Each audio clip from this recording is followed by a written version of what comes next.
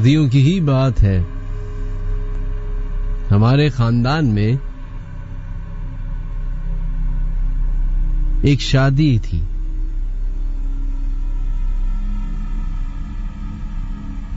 वो family members जिनकी शादी थी वो इस्लामाबाद में रहते थे, तो पूरी फैमिली ने डिसाइड ये किया कि कराची से इस्लामाबाद बाय रोड जाया जाए। एक बहुत बड़ी वैन बुक की गई जिसमें हम उम्र कजन्स साथ में बैठे और अपना हल्ला गुल्ला करते हुए अपने सफर का आगाज कर दिया। बाकी 4-5 फैमिलीज जो थीं वो अपनी अपनी गाड़ियों में उस वैन के साथ साथ सफर करते रहे। कराची से ये सफर शुरू होता है और इस्लामाबाद मंजिल है। पूरे रास्ते हल्ला गुल्ला होता है, कोई गाने गाता है, कोई वीडियोस बनाता है, कोई तस्वीरें खींच रहा है, कोई बाहर देख रहा है, कोई सो रहा है।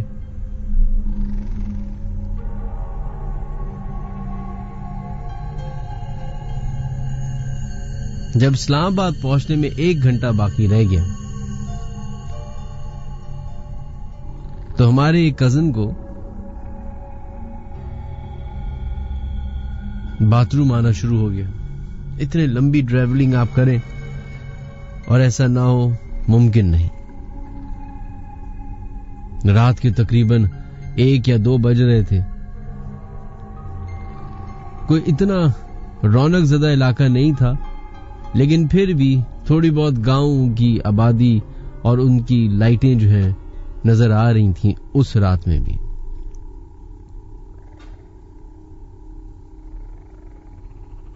तो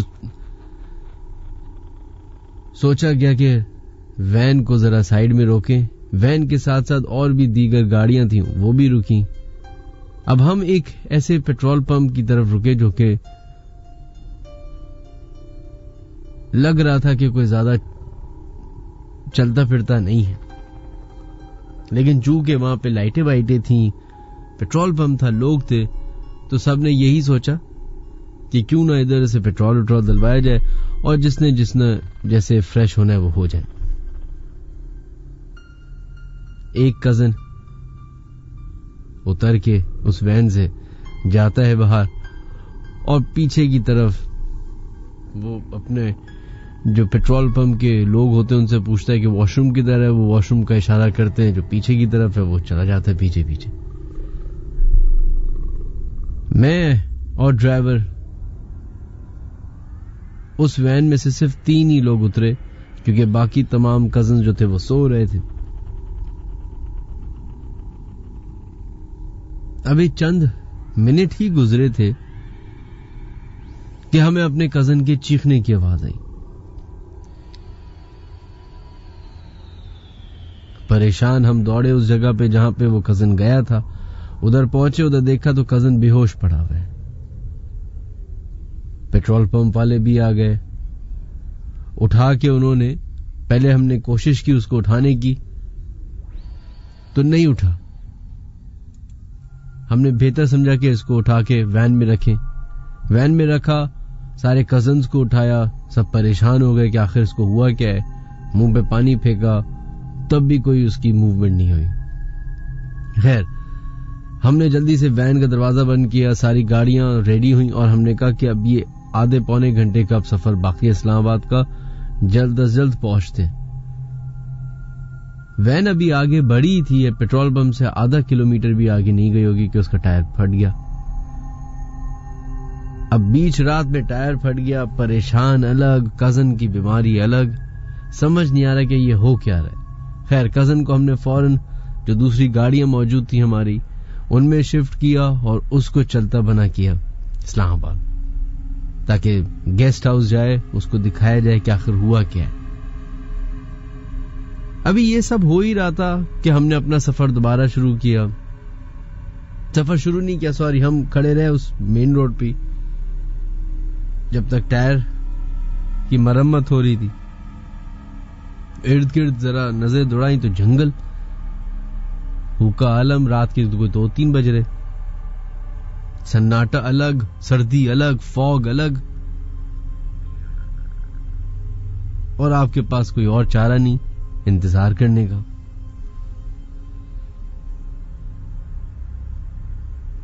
अभी हम देख रहे हैं कि वैन का टायर चेंज हो रहा है कि अचानक से out of the blue, unexpectedly मुझे और मेरे 3-4 कजिन्स को थप्पड़ पड़ना शुरू हो गए।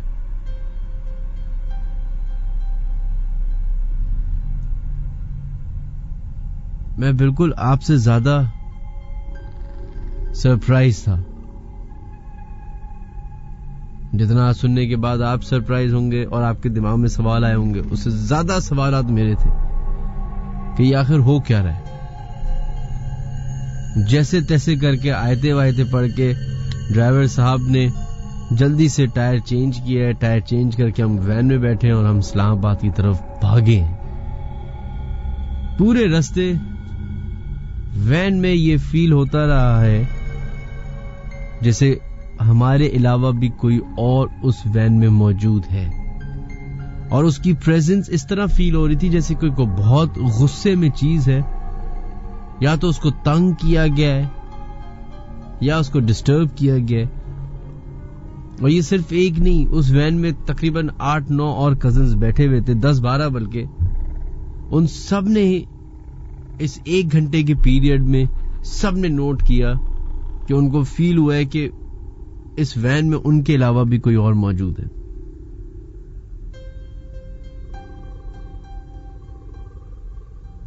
खैर, अल्लाह अल्लाह करके सफर खत्म हुआ। इस्लामाबाद पहुंचे अपने गेस्ट हाउस। जब गेस्ट हाउस पहुंचे तो वो कजन को देखा कि वो होश में आ चुका था, तो उससे जाके हमने पूछा कि आखिर हुआ क्या था भाई, बताओ बेहोश कैसे हो गए। तो कहते हैं मैं वॉशरूम करने गया हूं, अभी मैं उस जगह पे पहुंचा ही था और वॉशरूम कर रहा था कि मुझे प्रॉपर ऐसा लगा कि मेरे पीछे कोई खड़ा हुआ, और इतने करीब कि उसकी सांस जो थी मेरी गर्दन पे मुझे महसूस हो रही थी, और मुझे ये फील हो रहा था जैसे कोई बहुत ज्यादा गुस्से में है और अगर उसका बस चले तो वो मुझे तकलीफ पहुंचाए। कहते मैंने पलट के जब देखा है तो एक औरत खड़ी हुई काले लिबास में, जिसका चेहरा इतना भयानक, जिसका चेहरा देखकर ही मेरी आवाज और चीखें निकली और मैं बेहोश हो गया।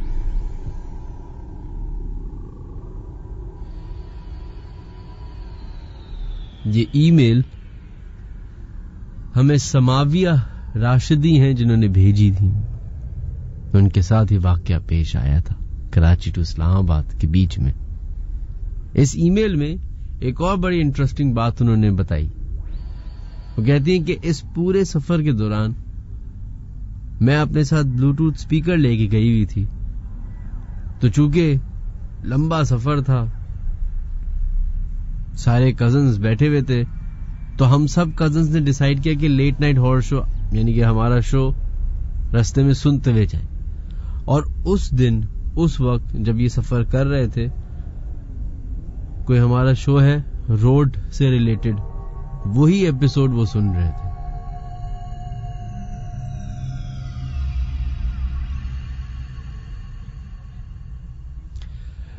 ये रास्ते और ये गलियां, ये रोडें,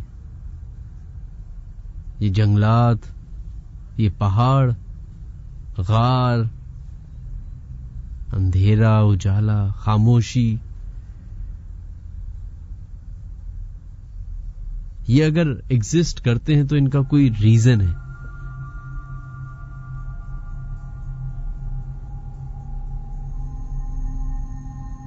और रीजन के साथ साथ हर एक चीज की अपनी एक लिविंग ऑर्गेज्म है।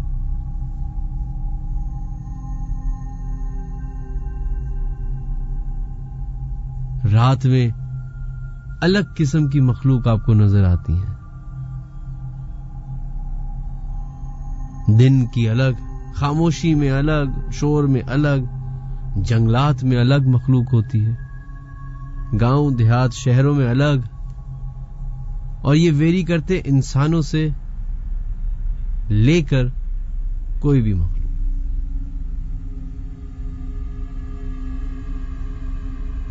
हमारे और आपके ही बीच में ये मखलूक पाई जाती है। हम समझते हैं कि सिर्फ हम ही हैं इस दुनिया में अकेले, लेकिन शायद थोड़ी सी गलत फहमी है हमारी।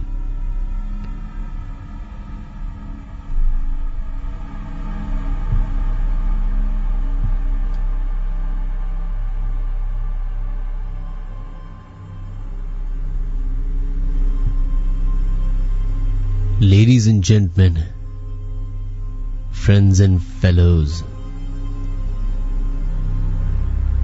welcome to the Late Night Horror Show.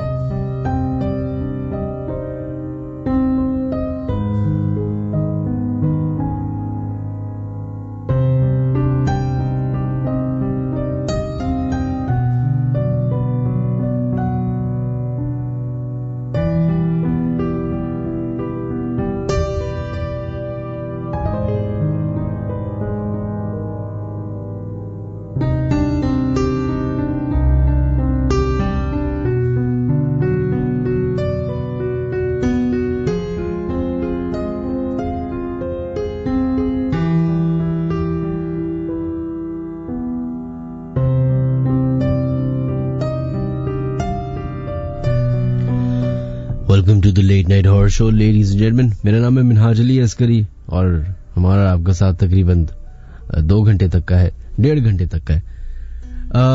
Last week मैं नहीं आ सका, माजरत, तबीयत बहुत ज्यादा नासाज थी और मेरे साथ साथ मेरे छोटे साहबजादे की भी बहुत ज्यादा तबीयत खराब थी। और जैसा कि कराची का एक मौसम चल रहा है, हर किसी को खांसी नजला बुखार हो रहा था, तो हम कहाँ बच सकते हैं उससे। हमारे शो में शामिल होने के 5-6 तरीके हैं। अगर आप पहली दफा शो सुन रहे हैं, लेट नाइट हॉरर शो इसका नाम है, तो आप समझ ही जाएं कि शो में क्या बातें होंगी। दूसरी बात ये कि हमारे शो में शामिल होने के 4-5 तरीके वो मैं जल्दी से बता देता हूँ। अपने मोबाइल की क्रिएट मैसेज या न्यू मैसेज में जाए, उधर लिखें KHI स्पेस दीजिए, अपना नाम लिखिए और अपना SMS भेज दें 6278 पे। अपनी हाजिरी के साथ बताइए कि आप हमारा प्रोग्राम सुन रहे हैं।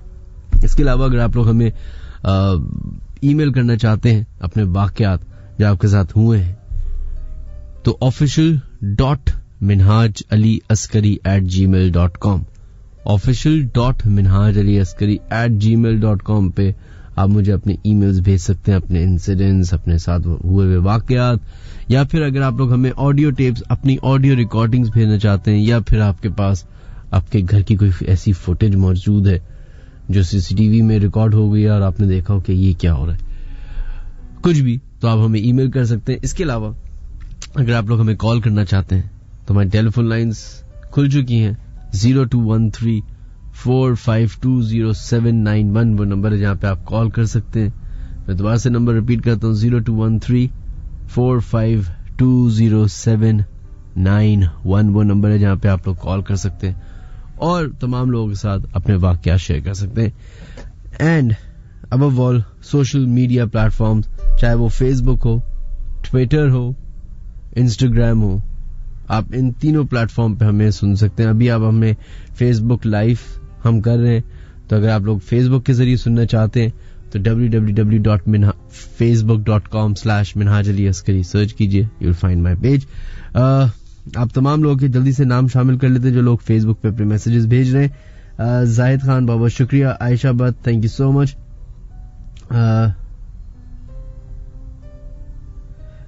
इसके अलावा उमेर खान बहुत बहुत शुक्रिया, Mariam thank you, and Sana Abdullah आपका भी शुक्रिया, Mohammad Kamran thank you so much, and Muzaffar sahab अगर आप सुन रहे हैं बहुत बहुत शुक्रिया आपका भी, हुनैना खान थैंक यू, अस्मा इस्लाम बहुत बहुत शुक्रिया आपका भी, Asfara Binte Tariq thank you so much, Maas Khan बहुत बहुत शुक्रिया, Khatija thank you, and Abdul Rahman आपका भी बहुत बहुत शुक्रिया। इसके अलावा वो तमाम लोग जो आप लोग अपने SMS हमें भेजना चाहते हैं, तो अपने मोबाइल की क्रिएट मैसेज या न्यू मैसेज में जाएं तो लिखें KHI स्पेस दीजिए, अपना नाम लिखिए और अपना SMS भेजें 6278 पे।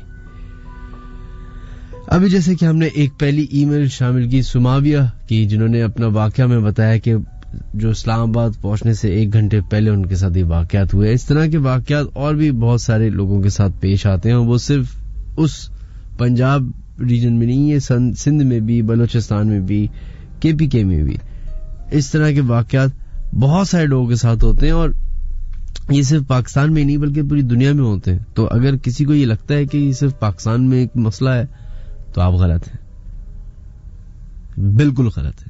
पूरी दुनिया में होता है. एक वेबसाइट है reddit.com, reddit.com. उस पे जाइए. ये दुनिया का एक ऐसी वेबसाइट है जहां पे आप कुछ भी बात कर सकते हैं. बहुत करोड़ों लोग हैं उधर, और मतलब आप फोरम्स है. उसके अंदर एक पैरानॉर्मल एक्टिविटी का फोरम है जिसपे लोग दुनिया भर से अपने साथ हुए वाकयात शेयर कर रहे होते हैं. हाँ, चंद लोग होते हैं जो मजाक भी उड़ा रहे होते हैं, लेकिन इट्स ओके, मजाक तो अच्छी बात है, मजा होना चाहिए. लेकिन जो उनके साथ वाकयात पेश आते हैं वो जब मैं पढ़ता हूं तो मुझे लगता है तो बिल्कुल ही पाकिस्तान में हो रहा है, वही चक्कर है, वैसे ही है. तो ये क्या, मतलब ऐसा क्या है कि मतलब सिमिलैरिटीज क्या है इन जैसे हम इंसानों में सोसाइटी अलग होती है. हमारे पाकिस्तान की सोसाइटी थोड़ी सी अलग है, अमेरिका की अलग है, इंग्लैंड की अलग है.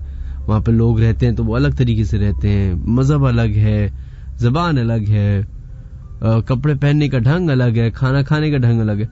तो क्या इस मखलूक का भी ऐसी कोई चक्कर है कि उनके यहाँ भी जबान अलग है? नहीं, जबान तो अलग है, आई एम श्योर. मजहब भी अलग होते हैं, लेकिन कल्चर सोसाइटी सेम है. क्या है, मतलब किस तरीके से वो भी क्या कंजर्वेटिव होते हैं या लिबरल होते हैं जैसे इंसानों में होता है? कुछ एक्सट्रीमिस्ट होते हैं, लेफ्टिस्ट होते हैं, कुछ राइटिस्ट होते हैं, तो इसमें भी होते होंगे आई एम श्योर. लेकिन बड़ी इंटरेस्टिंग एक ये डिबेट है, पूरी दुनिया में होती रहती है. एक तबका है जो कहता है कि ये सब बकवास है, झूठ है.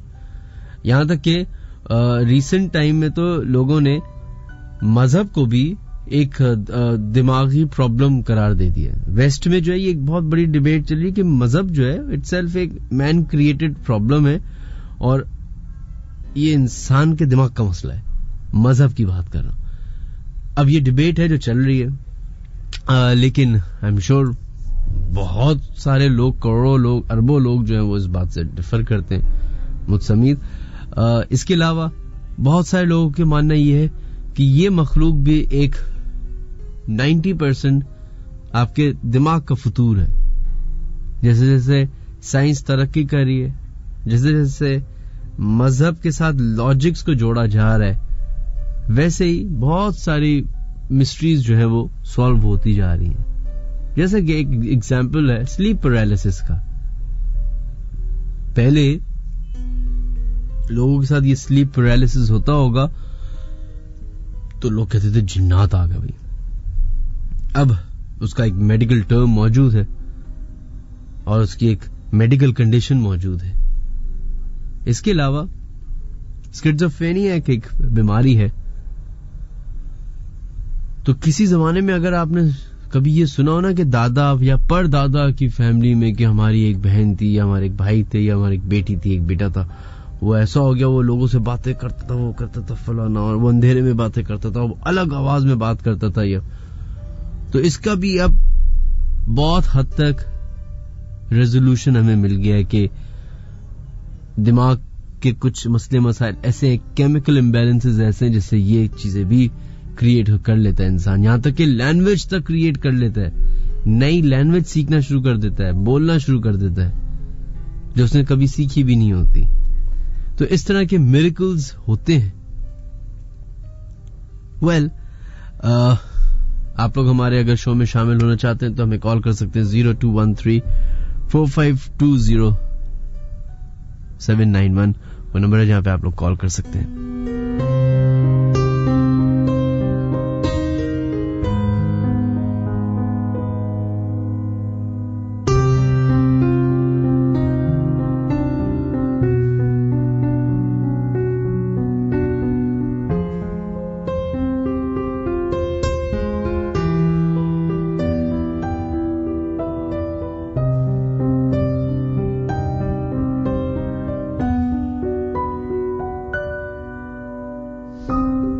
चले जनाब, भरते अपने फर्स्ट कॉलर की तरफ, देखते लाइन पे कौन है मौजूद।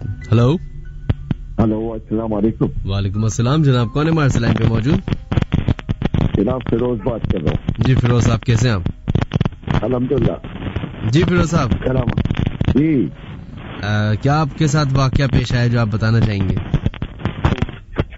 मिनाज साहब जो बता रहे हैं ना जी ये बहुत सारी चीजें दुनिया के हर खत्ते में मिलती हैं। सही।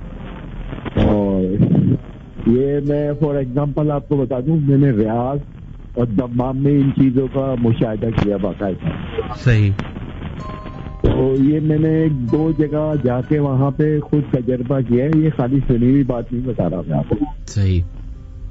और ये वहाँ पे लेट नाइट प्रोग्राम होता था ईशा के बाद, और वो इस चीज के ऊपर रिसर्च कर रहे थे वहाँ के मौलवी हजरात, और ये कि वाकई ये चीज सही है या गलत है। सही।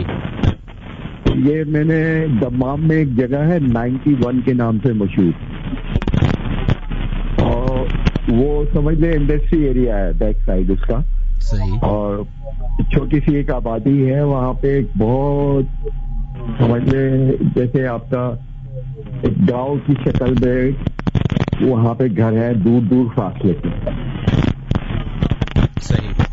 आवाज आ रही है आपको? जी आवाज आ रही है, बस डिस्टरबेंस बहुत है। अच्छा, डिस्टर्ब हो रहे हैं आप? मैं नहीं डिस्टर्ब हो रहा, लाइन डिस्टर्ब हो रही है। आप डिस्टर्ब नहीं होंगे? जी जी, तो आपकी लाइन में कुछ गड़बड़ है। आप बताते रहे अपना वाक्य। हाँ, वाकई ये है कि वहाँ पे मंगल के दिन उषा के बाद एक 10 का प्रोग्राम होता था, जो झाड़ा पोछी जिसको कहते हैं ना आप लोग, उस टाइप के लोगों पे, जैसे बाबा आ गए, कोई आ गए, कुछ आ गए, बातें कर रहे हैं एक दूसरे से, मुख्तलिफ किस्म के वाकयात आते थे उसमें। तो वो वहाँ मैं तकरीबन 2 से 2.5 घंटे लगाता था, वीक में एक दफा जाके चेक करता था कि ये वाकई सही है या गलत है। सही। तो उस पर मैंने काफी दिन इस चीज पे गौर किया कि नहीं वाकई इसमें है, हकीकत भी है, खाली बातें नहीं है। और वो बाकायदा पढ़ते थे, और पढ़ने के बाद जब वो चीज उसके काबू में आ जाती थी तो वो उसको बंदे से पूछते थे कि आप क्या हाल है तेरा? जी जी। तो कहता था मैं बिल्कुल नॉर्मल हूँ, और 10 मिनट पहले वो नॉर्मल नहीं होता था। चीखा पुकार, ये मुख्तलिफ किस्म के वाकयात, मतलब जो वहां पे मैं देखता था। अब वो तो मैं अक्सबंदी नहीं की हुई जो मैं आपको दिखा सकूं। तो बताने का मकसद ये है, यहाँ पे भी एक जगह है इकबाल मार्केट, गार्डन के बैक साइड पे। सही। कराची में जी।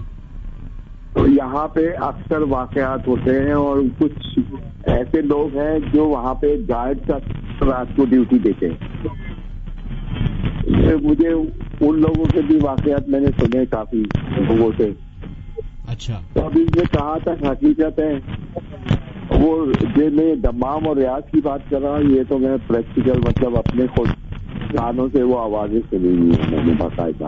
अच्छा। और उसमें अच्छी किस्म की मतलब एशियन, मतलब कोई उर्दू स्पीकिंग होता था, कोई अरबी होता था, कोई मुख्तलिफ, बाकायदा वो पूरी आवाज उनकी वो समझ में आती थी कि क्या कह रहा है। और ये नहीं कि छुपा के, वो बिल्कुल साफ एक उनके पास एक नीम की बड़ी टाइप की चीज होती थी, वो झाड़ते थे और पढ़ते रहते थे उससे। और जहाँ तीसरी मुबीन आती थी तो वहां पे वो बंदा जो है वो इस चीज को फौरन उगलना शुरू हो जाता था, जैसे इसको कोई खुद ब खुद कह रहा है कि ये पढ़। अच्छा। हाँ, तो मैंने कहा आपसे शेयर कर दूं। और जहां तक वो कासाज वाला वाकया है ना जी, वो भी मैं आपको बता दूं। मैं 30 साल इस रोड पे सफर किया है मैंने। यहाँ पे एक शालीमार रेस्टोरेंट हुआ करता था किसी जमाने में। किधर? कासाज पे शालीमार रेस्टोरेंट कहाँ पे होता था ये जहाँ क्या, ये जो आपकी बैंक है ना UBL बैंक, और ये जहाँ पे हदबंदी करी हुई है, यहाँ पे किसी जमाने में एक रेस्टोरेंट होता था शालीमार के नाम से। और ये लेट नाइट चलता था यहाँ पे, मतलब गाने बजाने भी होते थे, और अच्छा खासा मतलब रोड पे रौनक होती थी। ये मैं आपको आज से 30-35 साल पहले की बात बता रहा हूँ, ये आज की बात नहीं बता रहा हूँ। और वो जो आप जिस चीज का अक्सर जिक्र करते रहते, मैं सुनता रहता था, वो बाकायदा मैं उस चीज से गुजर चुका हूँ। अच्छा, चले फिरोज साहब, बहुत बहुत शुक्रिया आपका, थैंक यू, अपना ख्याल रखिएगा, अल्लाह हाफिज।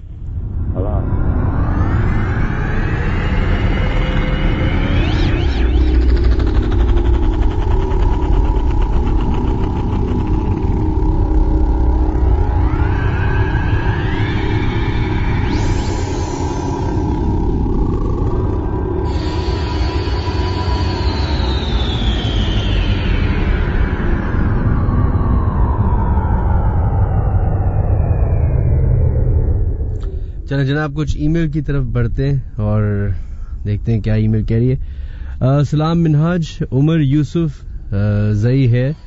मुझे ऐसा लगता है कि आप शायद कारसाज रोड वाली दुल्हन और उससे जुड़े हुए केसेस को कहीं ना कहीं एक्सेप्ट नहीं कर पाते। मैं भी नहीं मानता था, लेकिन जब मैं उस बंदे से मिला, उसने मुझे पूरी स्टोरी बताई कारसाज की। अब कभी भी गुजर हो, अगर आपका शारे फैसल से कारसाज जाते हुए लेफ्ट में PNS के सामने 2 शॉप्स हैं, कोल्ड ड्रिंक की और पान का केबिन भी है। आप उससे पता करें कि यहाँ के बारे में उसने खुद अपनी आंखों से वहीं औरत देखी है, वो आई विटनेस है। He will provide you authentic information related to Karsaz. Location फिर समझा दूं, मैं बिल्कुल समझ के आप किसकी बात करें। वहां पे ब्रोस्ट वाला भी है और एक डेजर्ट शॉप भी है। तो अच्छा, चले उधर से भी पूछ लूंगा, लेकिन चले खैर मैं पूछ लूंगा। वही अगेन लोगों की बात है। खैर बढ़ते एक और ईमेल की तरफ। मिनहाज, ये वाकया इस्लामाबाद का है, जो कि मेरे कजन के बेटे शकील के साथ पेश आया था और वो अब इस दुनिया में नहीं है। मेरा वाकया कुछ यूं है कि मेरा कजन को गवर्नमेंट की तरफ से घर मिला था और उस घर में जामन का बहुत पुराना दरख्त था, जो कि मेरे कजन ने अपने हाथों से काट दिया था, क्योंकि उन्होंने वहां रूम बनाना था अपने बेटी की शादी के लिए। कुछ दिन बाद उनके घर में कुछ अजीब सी हरकतें होना शुरू हो गई। एक दिन शकील लेट नाइट घर आया और रूम में आकर सो गया। कुछ देर बाद शकील को ऐसा लगा कि उसके हाथ पर कोई भारी सी चीज लेटी हुई है और उसने कुरान पाक भी नहीं पढ़ा हुआ था।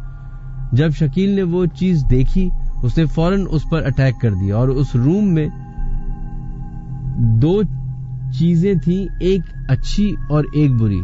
जो बुरी थी वो शकील को नोच रही थी, दूसरी शकील को कुरान पाक की तरफ ले गई और शकील जोर जोर से कुरान की तिलावत करने लगा। फिर सब घर वाले उठे कि इतनी जोर जोर से कौन कुरान की तिलावत कर रहा है। जब घर वाले शकील के रूम में गए तो वो बेहोश था, खून बह रहा था। जब डॉक्टर के पास लेकर गए तो डॉक्टर ने कहा कि इन पर किसी ऊपरी चीज ने अटैक किया है। जब मेरा कजन बच गया था, फिर घर वापस आ गया और कुछ महीने बाद शकील आधी रात को वॉशरूम जाने के लिए उठा और फिर वापस नहीं आया। जब सुबह वॉशरूम का दरवाजा तोड़ा तो शकील को फांसी लगी हुई थी और पूरी बॉडी में से खून निकल रहा था। शकील मर चुका था और शकील का जब पोस्टमार्टम हुआ तो उसमें से कलेजा गायब था। और फिर मेरे कजन आमिल के पास गया, उन्होंने अपने घर दिखाया और फिर आमिल ने अपने तरीके से उन जिन्नात से बात की तो वो एक डायन थी। उसने बोला कि तेरे पूरे खानदान को तबाह और बर्बाद कर देंगे। जो दरख्त तुम लोगों ने काटा उस पर मेरे बच्चे थे, जो कि सब कटकर मर गए। फिर मेरे कजन ने वहां से कुछ दिनों बाद घर छोड़ दिया और अब मेरे कजन का भी इंतकाल हो चुका है। ये मोइज हैं जिन्होंने अपना एक वाकया हमसे शेयर किया। Thank you so much Moiz. बिल्कुल सिमिलर वाकया है मेरे नाना का भी। किसी ने मुझसे पूछा कि आप अपना भी कोई वाकया बताएं, तो मेरे नाना का भी इसी तरह है। मेरे नाना पुलिस में थे और उनका ट्रांसफर हुआ फिरोजाबाद थाने। ये बिल्कुल ही हमारे ऑफिस के पीछे ही फिरोजाबाद थाना है, पीसीएचएस में। तो अभी अगर आप जाके देखें फिरोजाबाद थाने में तो फिर भी नई कंस्ट्रक्शन हो गई है, पीछे पुलिस के क्वार्टर्स बने हुए, अपार्टमेंट्स बने हुए। ये आज से मैं बात कर रहा हूं 40 साल पुरानी शायद, तो उस वक्त, या 50 साल, तो उस वक्त जो है पीसेजेस जो है वो ऐसा पीसेजेस नहीं था जैसे अभी है। इतनी बड़ी बड़ी बिल्डिंगें नहीं थी। ये जिस जगह पे हम बैठे हुए ये पहाड़ी इलाका था, तो डेवलपमेंट आप सोच सकते हैं कितनी जल्दी हुई। खैर, उनको वो घर दिया गया वहां पे उसी कंपाउंड के अंदर, थाने के अंदर। तो एक सफाई के लिए उन्होंने लोगों को बुलाया शिफ्टिंग करने के लिए, ताकि घर की सफाई हो, पेंट हो। तो सारे घर को खोला गया। अच्छा, जो सिपाही उनको मिले हुए थे, उन्होंने, जो वहीं रहते थे, उन्होंने कहा कि साहब पूरा घर साफ करवा लें, सिर्फ ये एक कमरा है इसको छोड़ दें, ये ऐसे ही रहने दें, इसको, इसमें कुछ करने की जरूरत नहीं। मेरे नाना चूंकि एक तो पुलिस में थे, ऊपर से जरा उनका इन मामलात में ज्यादा ध्यान नहीं था, तो उन्होंने कहा ये सब बेकार बातें, खोलो। उन्होंने सारे दरवाजे खोले, कमरे खोले, उस कमरे को भी खोला जिसको मना किया था, वहां पे पेंट कराया, उसके दरवाजे खोले, और उधर मेरी 2 बड़ी खालाएं, मेरी वालदा और मेरी अम्मा का और मेरी खाला का, बड़ी खाला का आई थिंक वो रूम था वहां पे, तो उनको वो रूम दे दिया और बाकी सब बच्चों को। उसके बाद से उस घर में इतने ऐसे वाकयात हुए कि अल्टीमेटली वो घर बंद करना पड़ गया, घर छोड़ना पड़ गया, फिर बंद हो गया, और अब वो खत्म ही कर दिया। वो थाने की बाउंड्री के अंदर एक घर था, वो तोड़ के अब उसको, उसके एक कमरा जिसको मना किया गया था तोड़ने से, बस आई थिंक वो अभी तक है।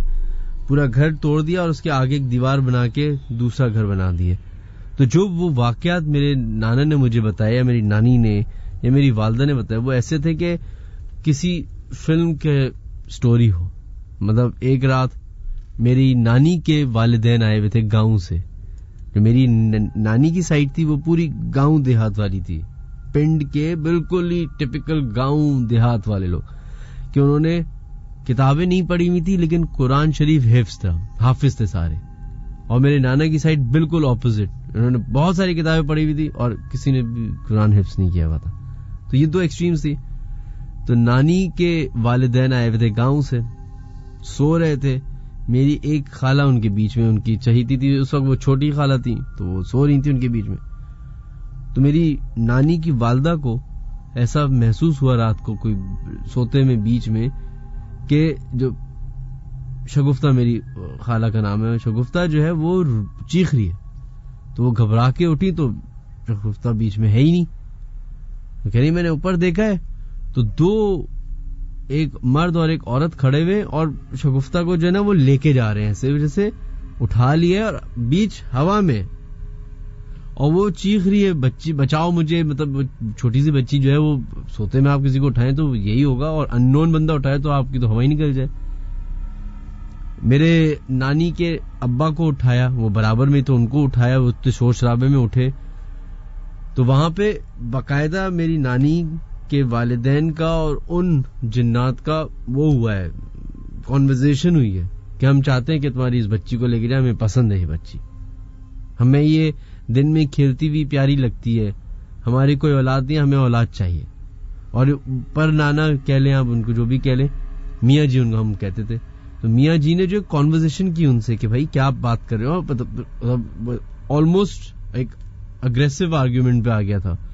और मेरी वो पर नानी बताती हैं कि वो जो औरत थी वो एक छोटे से कद की, बिल्कुल छोटे से कद की, एक तो नॉर्मल हाइट होती है छोटी, एक होता है बहुत गिट्टी, छोटी सी, मोटी सी, जरा उसका रंगत डार्क रंगत, और जो मियाँ थे वो लंबे चौड़े, और बीवी बहुत खौफनाक थी।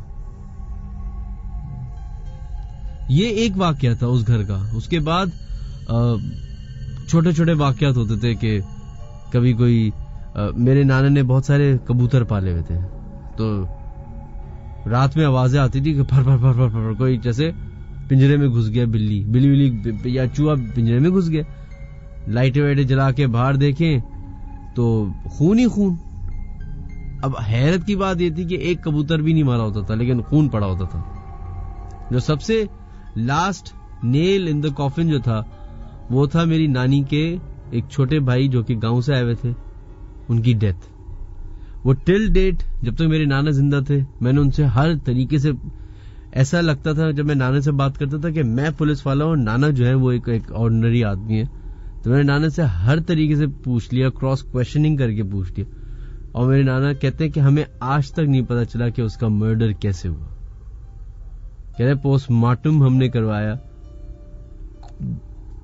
कोई फिंगरप्रिंट्स का नहीं पता चला कि ये इंसान के थे। जिसने पोस्टमार्टम किया वो कहता है कि ये फिंगरप्रिंट्स है ही नहीं इंसान के। जिस तरीके से मर्डर हुआ है ये कोई इंसान इस तरीके से नहीं कर सकता कि आपका गला इतनी जोर से दबाए कि आपकी ये बोन होती है पीछे वो टूट जाए। खैर ये तो इस तरह के वाकयात थे और कई सारे भी हैं। अगर आप लोग हमें कॉल करना चाहते हैं तो कॉल कर सकते हैं 02134520 पे। देखते हैं लाइन पे कौन है मौजूद। हेलो, अस्सलाम वालेकुम। वालेकुम अस्सलाम जनाब, कौन है हमारे लाइन पे मौजूद? मैं सारा बात कर रही हूँ कराची से। सारा, कैसी हैं आप? अल्हम्दुलिल्लाह, आप कैसे हैं भाई? मैं बिल्कुल ठीक ठाक जी। सारा, आपके साथ क्या वाकया पेश आया?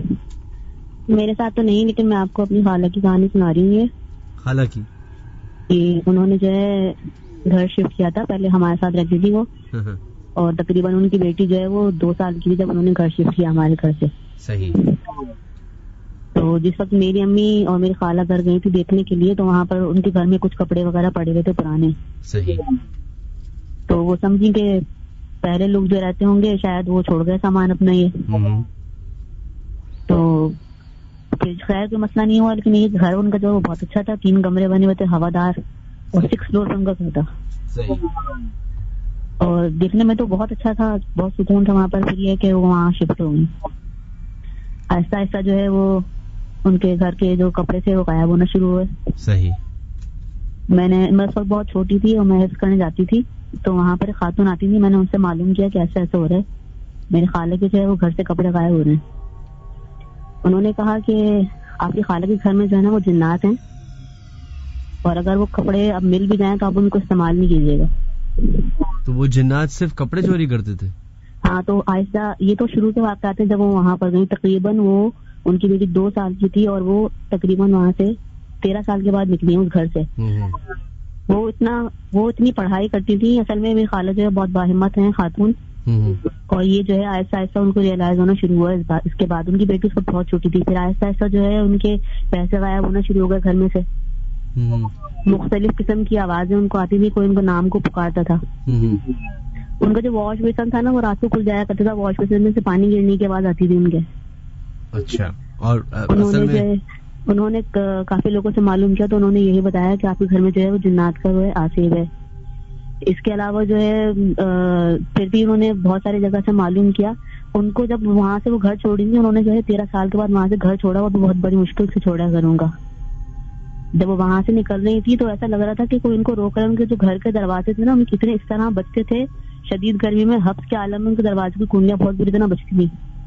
अच्छा जी। और उनको जो है वो जी बताइए। उनकी जो है जब वो चलती थी ना, वो बावजूद हर वक्त रहती थी, उनको कोई जो है नाम से पुकारता था उनके। फिर जब उन्होंने वहां से घर छोड़ दिया तो बाद में जो है उनकी बिल्डिंग के लोगों से ये पता चला कि जो इनका जो पोर्शन था, एक साइड का जो पोर्शन था, वहां पर जो है ना वो आसिफ था। इनके उस पूरे पोर्शन के अंदर आसिफ है। और जब रात को वो सोती थी ना तो नीचे से उनकी, हालांकि उनकी एक ही बेटी थी, तो उनकी नीचे वाली आंटी आकर कहती थी कि आपके घर में कितने बच्चे आए हुए, 5 बजे तक उनकी खेलने की आवाजें आ रही होती है। तो वो कहती थी कि भाई मेरी तो एक ही बेटी है और बहुत छोटी है, वो भी सो जाती है। तो वहां से निकलने के बाद जो है उनको सारी बातें पता चली कि उनके जो है उस वाले पोर्शन में जो है वो आसिफ था। बाकायदा उनके बिल्डिंग वालों ने बताया कि हमारे पोर्शन में जो है पानी गिरने की आवाज आती है, वो कोई वजू करता है जैसे इस तरीके की आवाजें आती है सारी। बहरहाल खैर तो उन्होंने वहां से तो घर छोड़ दिया है। अब उनकी जिंदगी जो है काफी पुरसुकून हो गई है। वहां पर उनको माली हालात की भी बहुत परेशानी थी, कभी कोई प्रॉब्लम खड़ी होती थी, कभी कोई प्रॉब्लम खड़ी होती थी। इस तरह का पानी की टंकी उनकी इतनी बड़ी थी उसके घर की कि जब वो पानी की टंकी भर लेती थी ना, तो आधी रात को जब सुबह उठकर देखती थी तो पूरी टंकी खाली होती थी। वो पानी की टंकी इतनी बड़ी है कि अगर उसको 1 हफ्ते भी इस्तेमाल किया जाए ना तब भी खत्म ना हो। तो हो सकता है कोई मोहल्ला यूज कर लेता हो। नहीं, वो उनका अपना मतलब उनका जो फ्लोर था वो एक फ्लोर पर एक ही घर बना हुआ था, वो टंकी उसकी घर की अपनी जाती टंकी थी। अच्छा अच्छा, चले बहुत बहुत शुक्रिया आपका सारा। थैंक यू, अपना ख्याल रखिएगा। Thank you. अल्लाह हाफिज।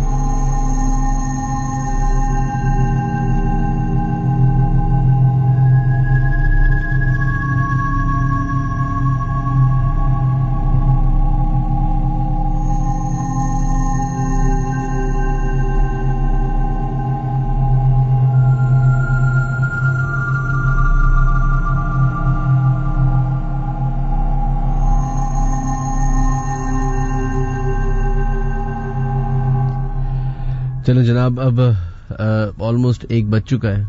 हमारा फेसबुक लाइव बंद करने का टाइम आ चुका है।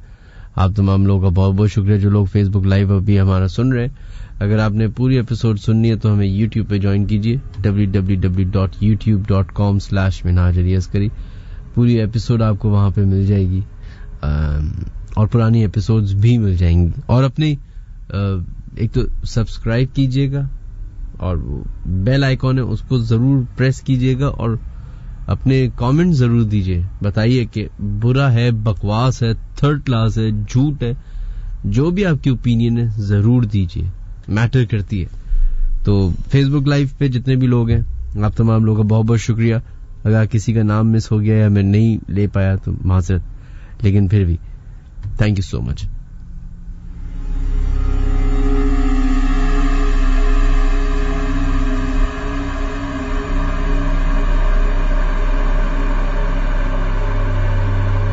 चलो जनाब, बढ़ते अपने नेक्स्ट कॉलर की तरफ और देखते हैं लाइन पे कौन है मौजूद। हेलो, देखते हैं लाइन पे कौन है मौजूद। हेलो हेलो, लाइन खराब है। बढ़ते हैं नेक्स्ट कॉलर की तरफ। हेलो हेलो हेलो हेलो, वालेकुम अस्सलाम जनाब, कौन है हमारे से लाइन पे मौजूद? जी मैं दिलावर मुगल बात कर रहा हूँ सदर कराची से। जी दिलावर, कैसे हैं आप? ठीक ठाक, शुक्र है अल्लाह का। आप कैसे हैं? मैं ठीक ठाक जी। क्या वाकया है जो आप शेयर करना चाहेंगे? भाई वाकया तो कोई नहीं है, मैं वैसे ही आपसे बात करना चाह रहा था। चले, बहुत बहुत शुक्रिया दिलावर साहब, थैंक यू सो मच। अपना ख्याल रखिएगा, अल्लाह हाफिज। जनाब, आप लोगों से हमेशा की तरह एक रिक्वेस्ट है, नए लिसनर से भी और पुराने वालों से भी, कि अगर वाकया हो तो कॉल करें, क्योंकि वैसे बात हो जाती है, तो प्लीज।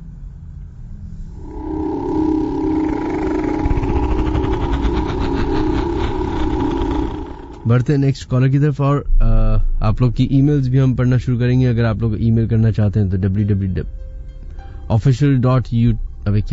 official.minhajaliaskari@gmail.com पे आप अपनी ईमेल हमें भेज सकते हैं।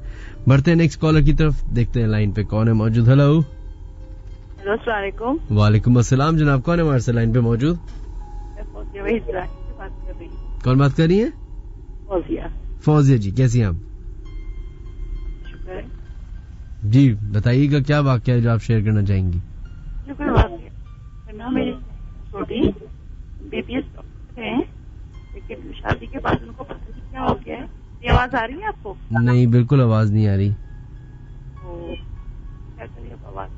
चलो, बहुत बहुत शुक्रिया आपका। एज यूजुअल हमारी लाइन खराब है, एज यूजुअल 103 ने लाइन सही नहीं करनी। हेलो, बढ़ते हैं जी नेक्स्ट कॉलर की तरफ। हेलो जी, वालेकुम अस्सलाम जी, मेरा नाम अलीशा है। जी अलीशा, कैसी हैं आप? अल्हम्दुलिल्लाह, मैं बिल्कुल ठीक ठाक। जी अलीशा, आपका इन बातों पे यकीन है? जी बिल्कुल, मैं इन सारी बातों पे यकीन रखती हूँ, क्योंकि मेरे फैमिली में इतने सारे इसके वाक़यात हो चुके हैं और प्लस मेरे साथ भी पर्सनली हो चुका है, तो इस पर मेरा टोटली यकीन है। अच्छा, आपके साथ हुआ है तो क्या हुआ है बताएं? जी, मेरे साथ ये हुआ था कि एक बार हम लोग जा रहे थे, तो रास्ते में हमें मालूम नहीं था कि थोड़ा सा जैसे कजन्स की आउटिंग नहीं होती, तो अब जा रहे हैं लेट नाइट, थोड़ा सा हमने परमिशन दी, इंसिस्ट किया, तो उन्होंने कहा कि चलो ठीक है करीब तक ही जाना। सही। तो अब हम लोग यहाँ तक सिंधी मुस्लिम तक ही गए, आगे मैकडॉनल्ड्स वगैरह तक। तो अब वो थोड़ा सा सुनसान था और कब्रिस्तान वाली जगह थी, बोर्ड वाला जो कब्रिस्तान है। तो हमें मालूम नहीं था कि वो थोड़ा सुनसान हुआ, तब हम नॉर्मली ले गए थे और वो एज यूजुअल म्यूजिक वगैरह थोड़ी सी ऑन थी और ये सब। तो अब हम लोग जा रहे थे, हमें नहीं मालूम वहाँ से एक जो थी आंटी आ रही थी, उन्होंने जो था स्कार्फ वगैरह लिया हुआ था और थोड़ी ओल्ड टाइप थी। तो वो अचानक हमने गाड़ी रोकी कि वो जो है हम पार्क वगैरह करके जो है ना आगे तक पहुँच जाता। तो वो आंटी ना आके एकदम से धर धर करने लग गई हमारे ना शीशे पे और एकदम, तो हम सारे एकदम चौक हो गए कि क्या हो रहा है और इस तरह वो। तो अब हमें नहीं मालूम कि वो इस तरह अचानक से आके कि हमें किस बात से अलर्ट कर रही थी या क्या कर रही थी। उन्होंने हमें कहा कि यहाँ से गाड़ी हटाओ फटाफट। वो कब्र मतलब सामने हमारे जो थी वो दीवार हटी थी और वो जो थी कि कब्र सामने दिख रही थी, 2-3 कब्रें, तो वो खुली हुई थी या क्या था मतलब समझ नहीं आया हमें। हमने इसको नॉर्मली हमने देखा भी नहीं। सही। तो आई और आने के बाद उन्होंने हमें कहा और वो फटाफट जो थी हम सारे बैठ गए। हमारे भाइयों ने करने से कहा कि आप लोग जो हो बैठो और हम लोग फटाफट निकले। हम लोग जैसे थे वो आंटी थी वो उस कब्र की तरफ गई और जाके वो कब्र टूटी हुई थी, मतलब हॉलो थी, हमें ऊपर से दिख रहा था कि अंदर से मतलब वो कुछ कच्ची हुई है और टूटी हुई है, क्योंकि ऊपर से शेड नहीं था। तो अब वो अचानक से आंटी गई और जाके जो थी हम पीछे से देख रहे थे मुड़ के ना कि वो क्या हो रहा है। वो आगे गाड़ी चल रही थी और हम पीछे देख रहे थे, वो जाके अंदर जो थी वो बैठ गई या लेट गई, पता नहीं क्या था, लेकिन वो जो थी अंदर चली गई। वो कब्रिस्तान के जी, वो कब्र के अंदर चली गई जी। तो अब वो अपनी समझ में आया कि वो रियल थी या फिर वो वर्चुअल सेक्टर था या क्या था। तो इस तरह जो था वो अचानक से हम सारे इतने घबरा गए और हमने लिटरली देखा कि वो जाके जो है वहाँ पर जो है वो बिल्कुल अंदर लेट गए अंदर की तरफ। और वो बिल्कुल ही हमने तो यूटर्न लिया आगे से और हमने देखा कि वो कब्र वाकई टूटी हुई थी और जो था वो आंटी अंदर गई। लेकिन हमारी इतनी हिम्मत नहीं कि हम अंदर जाके झांके हैं क्या गए। हमें क्यूरियोसिटी नो डाउट बहुत थी कि अंदर क्या हो रहा है क्या है, लेकिन वो डर भी इतना लग रहा था, सब इतना कंफ्यूज थे और रात भी थोड़ी ज्यादा हो गई थी। तो ये था, लेकिन हमें आज भी ये समझ में आया कि वो जो थी स्पिरिट थी या फिर वो नॉर्मल इंसान था कि वो जो चिल्लर काट रहे होते हैं फिर इस तरह, तो वो हमें तो ये एक हादसा हुआ था। तो वो काफी शॉकिंग था और हम सारे स्टूडेंट्स ही थे, तो इतना बड़ा था नहीं, तो वो हमें बहुत डर लगा। लेकिन हमने घर आने के बाद किसी को कुछ कहा नहीं और फिर कुछ टाइम बाद हमने ये बात जो थी सबको बताई, क्योंकि वो फिर ऑब्वियसली फिर वो कहते कि इस तरह तुम लग गए और ये वो करके, तो ये था। चले, बहुत बहुत शुक्रिया आपका, अपना ख्याल रखिएगा, थैंक यू।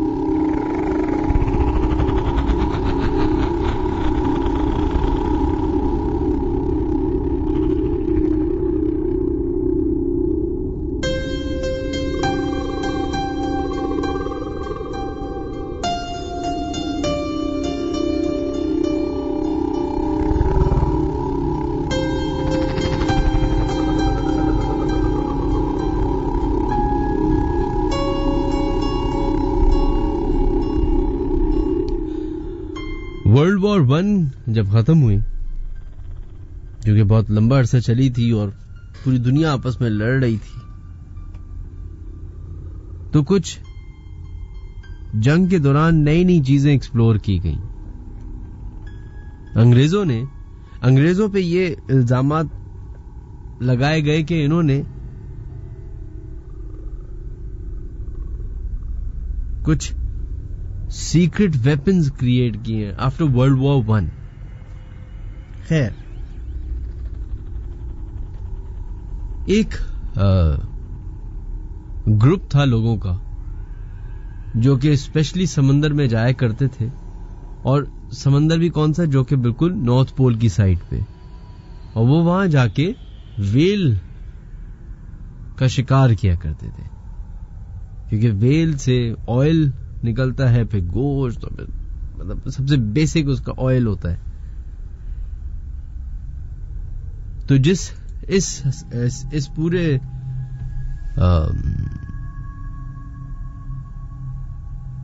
टाइम में, इस पूरी एक्सरसाइज में टाइम बहुत लगता है। तो कहते हैं कि एक शिप गई और उन्होंने एक जगह मार्क की और वहां पे अपना बसेरा शुरू कर दिया, समंदर में इंतजार करना शुरू कर दिया कि यहां से वेल का एक पूरा पैक गुजरेगा, जो भी उनका होता है। कोई 10-12 दिन वो लोग वहां बैठे रहे, उसी समंदर में इंतजार करते रहे, कुछ नहीं हुआ। एक दिन अचानक से शाम के टाइम पे कहते हैं कि हमें ऐसा महसूस हुआ कि हमने सबमरीन देखी।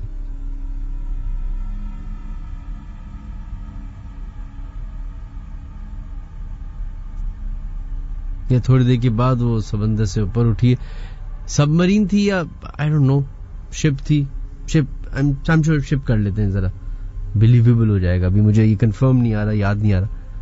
तो उनको एक शिप नजर आई। शिप जब उनके करीब आई तो उसके अंदर सोल्जर्स थे। सोल्जर्स की हालत से ऐसा लग रहा था कि उन्होंने बहुत दिनों से कुछ खाया पिया नहीं है, या उनका जो भी स्टॉक है वो खत्म हो गया। तो वो इस शिप के कैप्टन के पास आए और उन्होंने उनको ऑफर की कि आप अपने जितनी भी शिप का सामान है खाने पीने का, वो हमें बेच दें। कैप्टन को ये बात अजीब सी लगी, लेकिन चूंकि ये तो बेचारे मछेरे थे, वो जंगी सिपाही थे, तो उनकी आवाज में जो अथॉरिटेटिव पर्सनैलिटी थी, उससे वो खौफजदा हो गए कि अगर हमने इनको कुछ नहीं दिया तो ये कहीं हम पे अटैक ना कर दे। तो इस वजह से बचने के लिए उन्होंने उनसे पैसे लिए और अपना सारा जो भी खाने पीने का सामान था वो उनको दे दिया। इतना अपने पास रख लिया कि जिससे उनका सफर भी गुजर जाए और इनके जो भी करता धरता लोग हैं वो वहां पे अपना खाना खा सके, सरवाइव कर सके। और ये एक बिजनेस डील करके वो अपनी शिप पे बैठे, और वो जाने से पहले उन्होंने उस मछेरे को ये बताया कि तुम इस फलाना जगह पे जाओ, एंटार्क्टिका के उस जगह पे जाओ, वहां पे तुम्हें वेल मिलेंगी बहुत सारी। अब उसने जब अपनी रीडिंग्स और अपने नॉटिकल माइल्स चेक किया, जो भी उनकी अपनी रिसर्च होगी, तो उसमें उस जगह का दूर दूर तक कोई जिक्र नहीं था। लेकिन फिर भी उसको लगा कि जिस तरीके से उस सिपाही ने उसको बताया, क्या पता सच हो। कहते हैं कि वो शिप स्टार्ट हुई है, सेल करना शुरू किया, वो एग्जैक्ट उस जगह पे जाके रुक गए जहां पे उस सिपाही ने उनको बताया था कि यहां पे वेल्स मिलेंगी। कहते हैं कि हमने पार्क किया, अपना एंकर किया है उसको, शिप को, और हमारे 2-4 दिन हो चुके हैं इंतजार करते हुए। तो कहते हैं रात में अजीब और गरीब वाकयात होना शुरू हुए। रात में हमें आसमान पे ऐसा लगे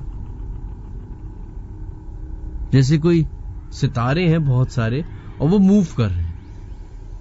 पहले तो शिप में बसे लोगों को लगा कि हेलुसिनेशन कर रहे हैं, क्योंकि जब आप समंदर में रह रहे हो तो आपका स्लीप साइकिल अलग हो जाता है, आपका खाने का साइकिल अलग हो जाता है, आपके हाजमे का साइकिल, सब कुछ ऑपोजिट हो जाता है। नींद पूरी नहीं हो रही होती। कहते हैं लेकिन थोड़े दिन के बाद ये पक्का यकीन हो गया कि ये कोई हेलुसिनेशन नहीं है, ना ही कोई सितारे हैं जो इधर से उधर हो रहे हैं, ये प्रॉपर लाइट्स हैं और ये कोई ऐसी मखलूक है, ऐसी कोई ऑब्जेक्ट है जो हम पे निगरानी कर रही है।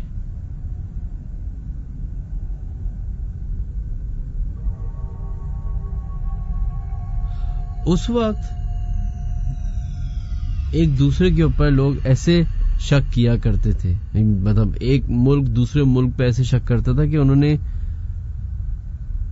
कोई, जैसे रशिया के ऊपर अमेरिका का एक हमेशा से शक है कि ये सीक्रेट वेपन्स बनाते हैं और ये बताते नहीं है। तो वैसे उस टाइम पे फ्रेंच और अंग्रेजों के बीच में फड्डे और ये सब, उस दौरान जर्मनी में और ये फलाना उधर इधर, तो उनको भी ये लगा कि जिस जगह पे हम हैं यहां पे शायद कोई सीक्रेट मिलिट्री बेस है जिसकी वजह से हमें डराया जा रहा है, धमकाया जा रहा है इस तरीके से। कहते हैं अभी हम ये सब सोच के ये डिसाइड हम कर ही रहे थे कि चलो वापस चलते हैं, कि हमें एक बहुत बड़ा पैक, जो भी उसको हंच क्या कहते हैं, जो बहुत सारी वेव एक साथ आती हैं, तो हमने देखा कि वहां पे बहुत सारी वेव्स आई, तो हमने पकड़ना शुरू किया है। हमारे बड़े बड़े ट्रॉलर्स थे पकड़ने के लिए, और उसमें सब जो भी है उसमें शुरुआत हुई है, और उन्होंने कोई 5, 6, 8 वेल इस तरह पकड़ी है, एक एक दिन में एक, दूसरे दिन 2, इस तरह करते करते तो 3-4 दिन 5-6 दिन इसमें गुजर गए। कहते हैं अब हमारा जो कोटा था वेल पकड़ने का वो हमारा पूरा हो गया, तो कैप्टन ने सेलिब्रेशन कॉल की। कह रहे सारे लोग डेक पे आके उन्होंने पार्टी करना शुरू की, जिसको पीना था उसने पिया, जिसने नाचना था वो नाचा है। कह रहे रात को मजा कर रहे हैं हम लोग। कहते हैं प्रॉपर हमने फ्लाइंग ऑब्जेक्ट्स देखे, जिनको हमारी जबान में यूएफओ कहा जाता है। कहते हैं ये फर्स्ट टाइम था जब दुनिया की बुक्स में फ्लाइंग ऑब्जेक्ट के बारे में लिखा गया।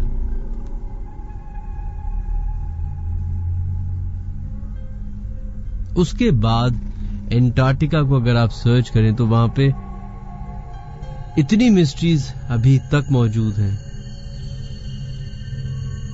कि अब तो उल्टा एक और बात कही जा रही है कि एंटार्क्टिका जितना पिघलता जा रहा है दुनिया उतनी बर्बाद होती जा रही है। कहा जाता है मिथिकल बैकग्राउंड्स में कि there is a creature in Antarctica lives under Antarctica. एक ऐसी जगह जहां पे सिर्फ बर्फ है, ह्यूमन सर्वाइवल है ही नहीं।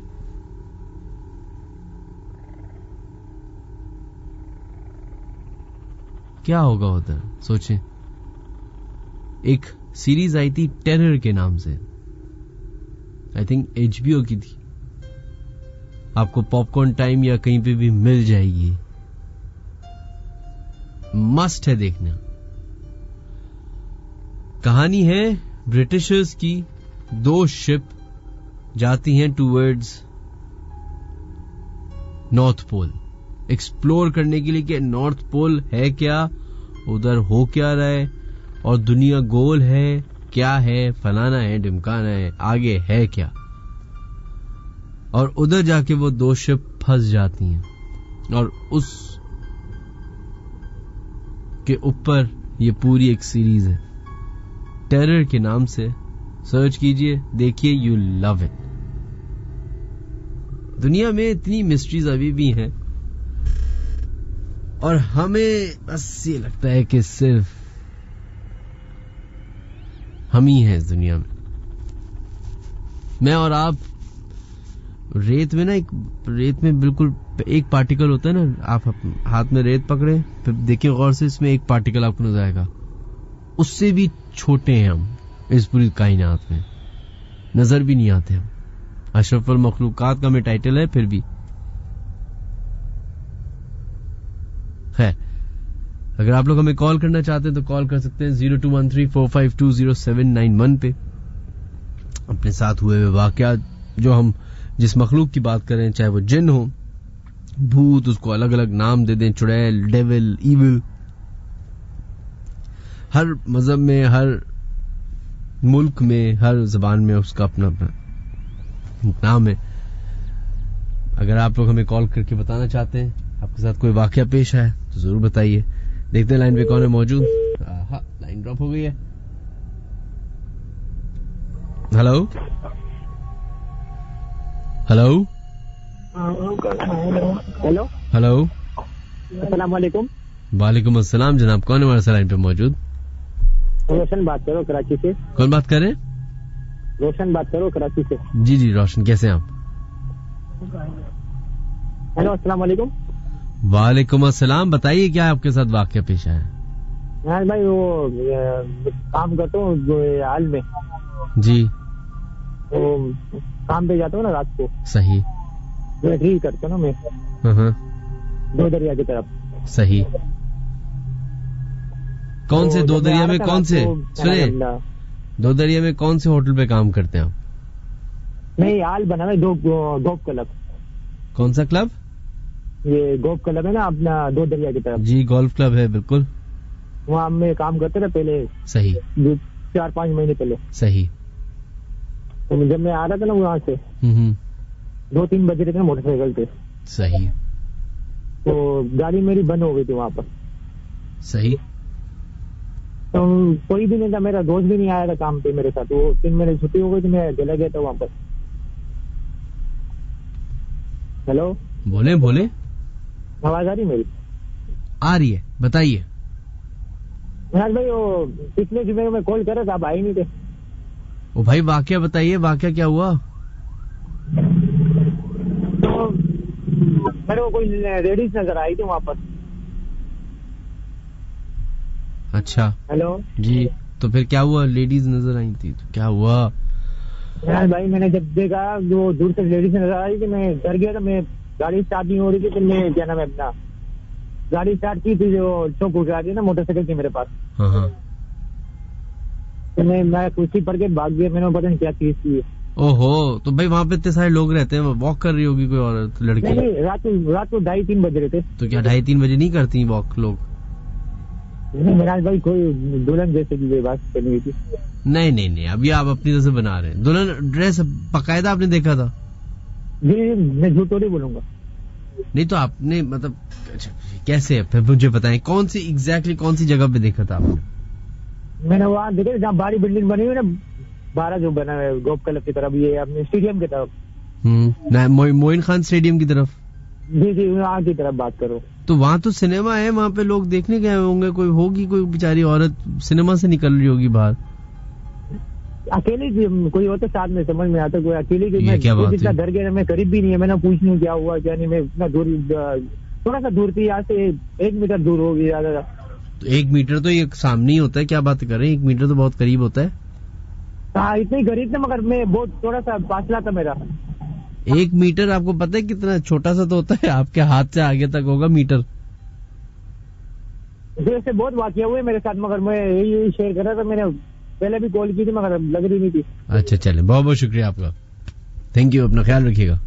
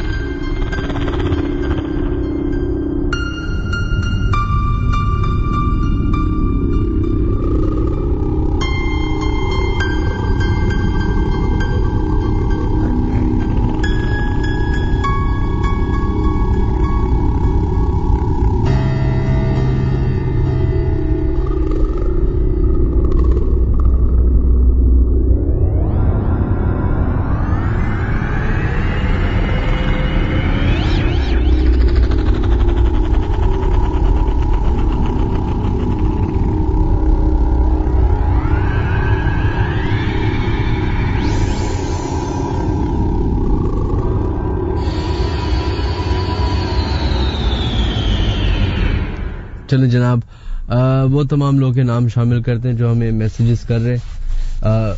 एम रियाज, लियाकताबाद, कराची। मैंने 15 साल की उम्र में एक पुरानी कब्र के खुतबे से गुलाब का फूल तोड़ा था।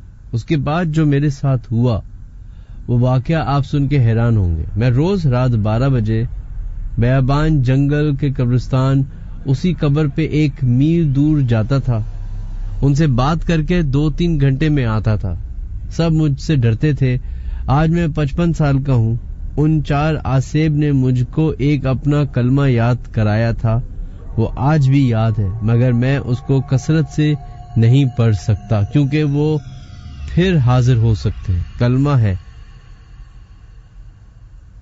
ये, वही कलमा है जो आज भी मुझे याद है। उन्होंने एक जो भी उनका रियाज साहब, अगर आप हमें कॉल कर सकते हैं तो कॉल कीजिए और हमें डिटेल में बताइए कि आखिर ये माजरा क्या है। नाम मेरा रजा है, पहले लिखा भूल गया था। चले, बहुत बहुत शुक्रिया रजा। It's Shezil from Lahore. बहुत बहुत शुक्रिया आपके मैसेज का। माजरत के साथ बेटा मुझे ये बताओ कि इन प्रोग्राम का मकसद क्या है? मकसद डराना है। एक तो सबसे पहली बात है बिल्कुल एंटरटेनमेंट है, मैं झूठ नहीं बोलूंगा क्योंकि प्रोग्राम ही एंटरटेनिंग का है। खैर, दूसरी बात ये कि आगाही पहुंचानी है। बहुत सारी ऐसे वाकयात हैं जो आपको नहीं पता दुनिया में हुए, वो मैं आपको बता रहा हूँ, या बहुत सारी ऐसी चीजें जो मुझे नहीं पता आप हमें बता रहे। तो मतलब आपके मुझे सवाल का मकसद समझ नहीं आया कि मकसद क्या है। मकसद इस बात को डिस्कस करना है। सबसे बड़ा मकसद यही है कि पता तो चले कि आखिरकार लोग सोचते क्या है इस मखलूक के बारे में। जैसे बहुत सारे लोग नहीं मानते, बहुत सारे लोग मानते। डिस्कशन होना चाहिए। रूबी आपका मैसेज है, बहुत बहुत शुक्रिया। And Maria Baloch, thank you आपके मैसेज का। अजहर फारूक, बहुत बहुत शुक्रिया। Malaika, thank you. अरसलान अब्दुल अजीज, जोयम, बहुत बहुत शुक्रिया। Shahzad Jamal, thank you. इल्जा इमरान, आपका भी मैसेज का बहुत बहुत शुक्रिया। महेंद्र परमार, बहुत बहुत शुक्रिया आपके भी मैसेज का। अगर आप लोग हमें अपने ईमेल्स, अपने वाकयात हमसे शेयर करना चाहते हैं तो official.minhajaliaskari@gmail.com पे अपने ईमेल हमें भेज सकते हैं। इसके अलावा हमारा एक ऑफिशियल यूट्यूब चैनल सब है, उसको सब्सक्राइब कीजिए। बेल आइकॉन है, उसको हिट कीजिएगा जरूर, ताकि जब भी कोई वीडियो अपलोड हो तो आपको नोटिफिकेशन मिल जाए। और इसके अलावा अपनी पसंद जरूर बताइए। आपको पसंद आया तो लाइक कीजिए, नहीं पसंद आया तो डिसलाइक कीजिए या अनलाइक कीजिए, जो भी है। कमेंट जरूर दीजिए, अपनी राय जरूर दीजिए मुझे। आप लोगों की वजह से ये शो चल रहा है। मेरे बस में होता तो कब का बंद कर चुका होता। तो आप अपनी राय जरूर दीजिए, रेट जरूर कीजिए, बताइए कि हमारे प्रोग्राम में क्या बेहतरी हो सकती है जो आपकी नजर में हो। अपने इनपुट दीजिए और अगर शेयर करें तो शेयर करें। बढ़ते अपने नेक्स्ट कॉलर की तरफ और देखते हैं लाइन पे अब कौन है मौजूद। Hello hello hello,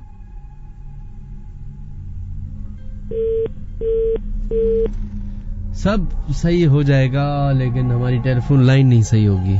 I think जिद पकड़ ली 103 ने कि लाइन नहीं सही करेंगे हम। हमारे इंजीनियर्स ने तय कर लिया है कि हम लाइन ठीक ही नहीं करेंगे। दुनिया चांद पे चली गई, हमारी टेलीफोन लाइन आज तक ठीक ना हुई। 103 का एजाज ही है, कम बात नहीं है। बढ़ते हैं जनाब नेक्स्ट कॉलर की तरफ। हेलो जी, वालेकुम अस्सलाम जनाब, कौन है हमारे लाइन पे मौजूद? आतिफ साहब बात कर रहा हूँ मंगोपीर से। आतिफ, कैसे हैं आप? अल्हम्दुलिल्लाह ठीक। अच्छा जी आतिफ, आप क्या करते हैं? जी मैं इधर मार्बल का काम करता हूँ। अच्छा, तो आपके साथ कोई वाकया पेश आया है? जी सर, वाकया मेरे साथ तो नहीं पेश आया, लेकिन मेरी सिस्टर है बड़ी मेरे से। अच्छा, उसके साथ ये वाकया हुआ है। बताइए। हम सर लिया में रहते हैं। लिया हमारा इलाका जो ज्यादा बैकवर्ड इलाका है हमारा, और जो हमारा गांव है ना वहाँ पे जंगलात वगैरह बहुत ज्यादा है। मेरी सिस्टर जो है ना, हम खेतों में काम के लिए जाते थे। सही।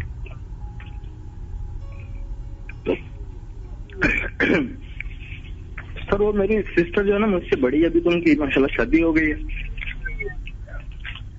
तो वहाँ पे ना बेर नहीं, ये बेर होते हैं, इसके दरख्त थे, बहुत सारा झुंड था जंगल में। सही। तो हमने पालतू जानवर रखे हुए थे, अपना भेड़ बकरी ये वो हमने रखे हुए थे। सही। तो मेरी वालदा के साथ ना वो मेरी सिस्टर वो जाते थे वहां से चारा वगैरह भी काटते थे, और ये बेर के जो दरख्त है ना इसकी शाखें काट के ये जानवर बड़े शौक से खाते हैं, बकरी वगैरह। तो एक दिन इस तरह हुआ कि मेरी सिस्टर गई है मेरी वालदा के साथ। अब हेलो जी जी बोले।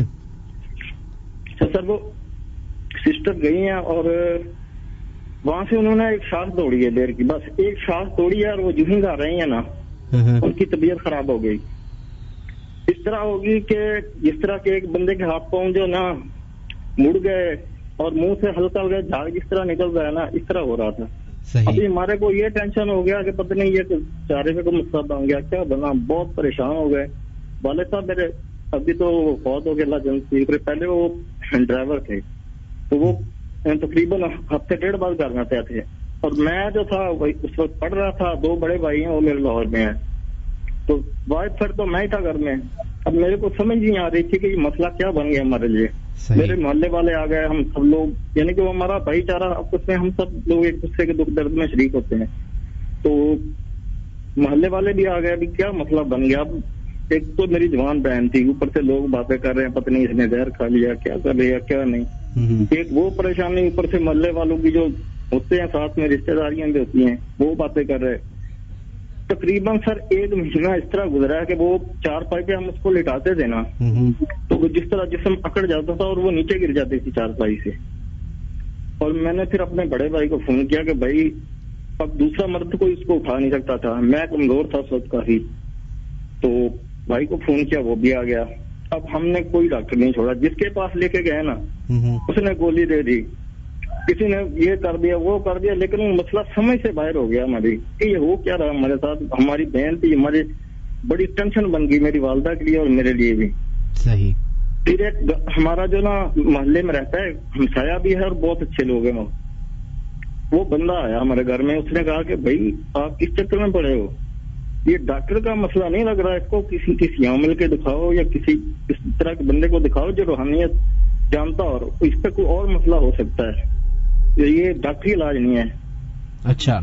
यार वो आया, हमने हमारे साथ गया, हमने गाड़ी किराए पे ली वहां से कार पे। एक बुजुर्ग थे हमारे, तकरीबन हमारे घर से 35-40 किलोमीटर का फासला, उसने कहा वहां लेके जाते हैं, अगर वहां पे इसका मसला हो गया ठीक है, वरना फिर किसी और जगह पे लेके दिखाएंगे।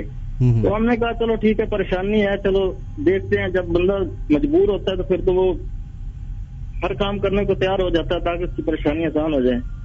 तो हमने भी कहा चलो ठीक है, मसला नहीं है। लेकिन जब हम वहां से पहुंचे वो तो बंदा अमल था नहीं, पता नहीं वो क्या था क्या नहीं था। उसने क्या किया कि ये जो नमक और मिर्च, सुरख मिर्च होती है ना, ये मिला के उसके नाक में डाल दी आपकी बहन के। पहले परेशानी इतनी, ऊपर से उसने ये किया, उसकी तबीयत ज्यादा खराब हो गई। अब यकीन करे सर, वो 2-3 महीने जो हमारे घर में गुजरे ना, हमारे जानवर मरना शुरू हो गए। मेरे वाले साहब को इतना सख्त बुखार हो गया कि गुर्बत तो इंसान पे होती है, लेकिन उस वक्त जो हमारे पे टाइम गुजर रहा था ना, वो हम जानते हैं, हमारा खुदा जानता है। तो फिर एक और मेरा दोस्त भी था, उसके वालिद साहब को जब पता चला ना, तो वो साथ वाले गांव से, क्योंकि हमारे जो स्कूल है ना तकरीबन 2-3 गांव में एक स्कूल होता था, तो साथ वाले जितने भी देहात थे या गांव थे, वहां से लड़के एक ही स्कूल में आते थे, और वो एक होता है 2 स्कूल होते थे एक गांव में। अभी तो खैर बहुत सारे प्राइवेट बन गए हैं, गवर्नमेंट के भी 2-3 तो कॉलेज भी बनना मंजूर हो गया। उस वक्त हम सारे जो है ना 7-7 गाँव वाले, वो भी हमारे दोस्त थे। उस बच्चा में परेशानी की वजह से मैं भालू को जाकर बताया कि ये मेरा दोस्त है, क्लास फेलो, इसकी बहन के साथ ये मसला है और बंदा ये टेंशन में है। वो हमारे घर आया, उसने आके मेरे वालिद साहब से दुआ शाम थी उसकी, उसने कहा इस तरह करो, आप गाड़ी ले आओ, हम इसको लेके जाते हैं, मेरे पास एक ऐसा बंदा है जो इस चीज को समझता है। हमने कहा ठीक है। वो आए, हमने भाई बड़ा था मेरा, उसने गाड़ी में उठा के डाला बहन को, हम ले गए उसके पास। वो सर बुजुर्ग थे, यकीन करें उनका चेहरा इतना नूरानी था ना, देखने वाले को मुतासिर कर रहे थे वो। सही। तो हमने भी कहा कि अब जो हमारी जो है ना मुश्किल आसान हो जाएगी। तो उसने जब देखी ना हमारी सूरत हाल, तो उन्होंने हमारे सर पे हाथ रखा शफकत से और उसने बोला कोई मसला नहीं बेटा, तुम आ गए हो ना, तो ये आपका मसला जो है ना मैं हल करके छोड़ूंगा। हमने कहा ठीक है। मेरी वालदा थी, बड़ा भाई था वो उधर एक छोटा सा, उसने अपना हुजरा सा बनाया हुआ था, वहां पे चले गए। जो मेरे दोस्त का वालिद था वो भी साथ था। तकरीबन 3 घंटे सर उस वहां पे ना बिठा के सामने, पता नहीं उसने कौन सा अमल किया कौन सा नहीं किया, लेकिन मेरी वालदा बता रही है उसने तकरीबन 3-4 थप्पड़ भी मारे चेहरे पे मेरी बहन के। अच्छा। तो भाई बैठा हुआ था वो, पहले तो उसको बहुत गुस्सा है उस बुजुर्ग पे, यार ये क्या कर रहा है, ये कौन सा अमल है कि थप्पड़ मार रहा है। लेकिन मेरी वालदा ने उसको रोक दिया और उस बंदा वो साथ था उसने भी रोक दिया कि देखें अभी जो भी टेंशन है वो आपकी हल हो जाएगी। तो तकरीबन 3-4 घंटे बाद वो वापस ले आए मेरी हमशीरा को घर, और जब उसको घर आगे लिटाया तो बिल्कुल तंदुरुस्त हो गई, कोई मसला ही ऐसा। वो बोल रही थी मेरे को हुआ क्या है, कुछ भी नहीं हुआ, आप क्यों परेशान है सब लोग इतने, इस तरह वो बोल रही थी। आस्ता आस्ता सर जी वो तकरीबन 3 या 4 महीने बाद वो बिल्कुल पहले वाली कंडीशन जो थी ना उसमें आ गई है नॉर्मल हालत में। तो जब उस बुजुर्ग से पूछा, हमारे वो जो मेरा दोस्त था क्लास वाले, उसके बाप से पूछा ना कि क्या मसला था, बुजुर्ग से उसने पूछा, उसने कहा ये जो उजाड़ है ना वो खंडर से है जहाँ से ये लेने गए थे चारा, वहाँ वो बेर के दरख्त पे कोई इस तरह का मसला था, इन्होंने इसकी शाख तोड़ी है, ठीक है, और इसी वजह से वो गुस्सा में है और वही चीज उसको तंग कर रही थी। उसको कोई डॉक्टरी इलाज की जरूरत नहीं थी, आप पहले भी ले आते तो आपको इतनी मुश्किल ना देखना पड़ती, लेकिन उस वक्त हमें पता नहीं था।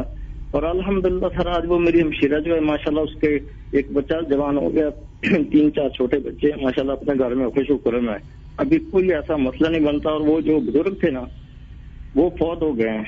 अब मैं जब भी जाता हूँ ना गाँव कराची से घर, तो मैं लाजमी उनके जो बेटा है उससे भी मिल के आता हूँ और उस बुजुर्ग की दुआ कब्र पे जाके फातिहा करके आता हूँ कि यार इस बंदे ने हमारे लिए जो किया था ना सारी जिंदगी में इसका ये एहसान याद रहेगा। ये सर वाकया था छोटा सा, मैंने कहा चलो आपसे शेयर कर दूंगा, सुन रहा था प्रोग्राम आपका।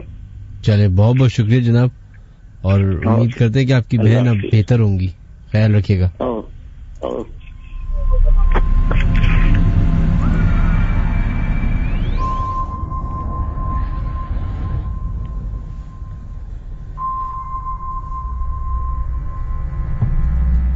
बढ़ते हैं कुछ ईमेल्स की तरफ। सलाम Minhaj, please keep my name private. I am from Karachi, I wanted to share my story. ये लास्ट ईयर मार्च की बात है, मैं अपने हस्बैंड के साथ हनीमून पे पाकिस्तान टूर पे गई थी। So we went to Islamabad direct, फिर वहां से बालाकोट गए। हम बालाकोट 10 बजे के करीब पहुंचे थे, तो we were really tired. We decided कि सो जाते हैं, सुबह जल्दी उठकर घूमने निकल जाएंगे। हमारे होटल का रूम ऐसा था कि एक बहुत बड़ा रूम को 2 हिस्सों में डिवाइड किया हुआ था। मतलब हमारे रूम में एक डोर था जो बराबर वाले रूम का, जो के दोनों तरफ से लॉक था, हमारी तरफ से भी और बराबर वाले रूम से भी। मेरे हस्बैंड लेटे ही सो गए थे।